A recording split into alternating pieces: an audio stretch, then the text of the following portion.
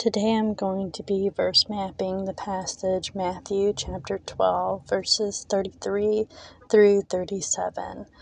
And in the King James Version it says, "Either make the tree good and his fruit good, or else make the tree corrupt and his fruit corrupt.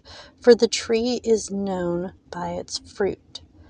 O generation of vipers, how can ye, being evil, speak good things? For out of the abundance of your heart the mouth speaketh.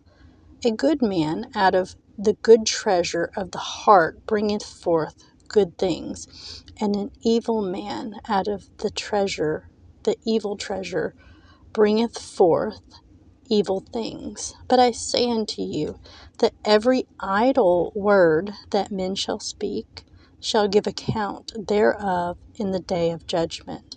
For by thy words thou shalt be justified, and by thy words thou shalt be condemned."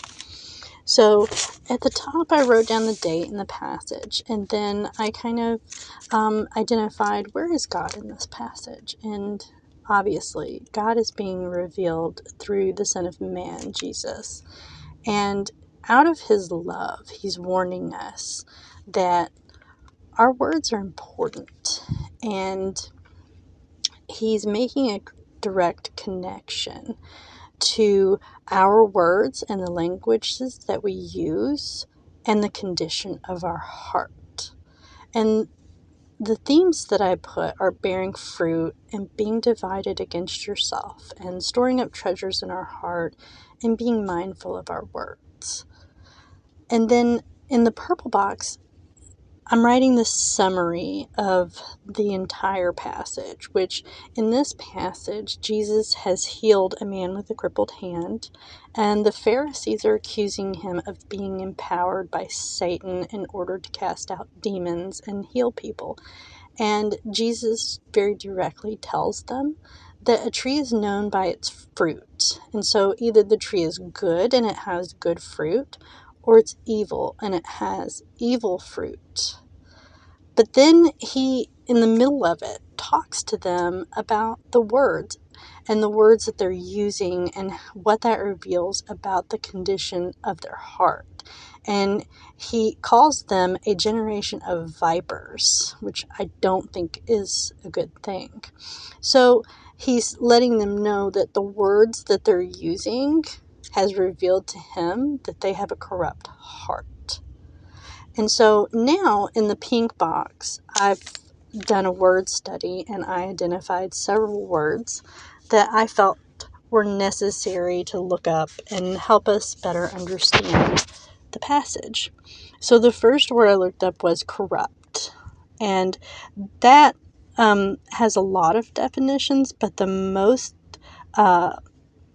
applicable definition that I felt was to debase or render impure by alterations, to falsify or infect with errors. And then condemn is to pronounce to be utterly wrong.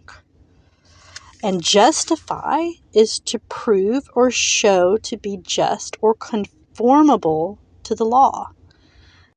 In theology, justify means to pardon or to from guilt or merited punishment. And it means to accept and treat with undeserved favor. Then I identified idle, and I wanted to find the definition of idle, because we're going to be responsible for our idle words that we speak, and we're going to have to make an account for those. So what are idle words? So idle words are unfruitful, barren, or unproductive, trifling, vain, or unimportance, unprofitable, or tending not to edification. And so that stood out to me tremendously. The idle words tend to not edify. So then I decided I wanted to look up the word edification. So edification is a building up of a moral or religious sense, an improvement or progress of the mind in faith and holiness, and it means to build someone up.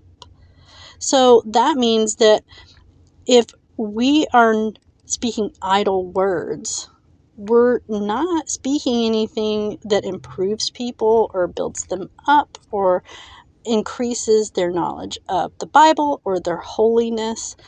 We're just basically speaking bad. Now, I have a commentary, and in the little blue triangle section, I wrote down a quote that the Pharisees were not being logical. You cannot say that the work Jesus did is good, but that he is corrupt any more than you can say a tree is corrupt, but the fruit is good, because it doesn't make sense. And then in the application portion of my web here, I wrote, this passage makes it abundantly clear that the way we speak, the language we use, the way that we talk about others is directly connected to the condition of our hearts. When we speak, we are storing up treasure in our hearts. If we have an undefiled language and we use our words to build others up, then we are storing up good treasure. But when we use our words to tear others down and to make them feel bad or inadequate about something that they've said or done, or we use foul language, then we're building up bad treasures in our heart. So this passage taught me that the words that I use and how I speak to other people matters a lot to God.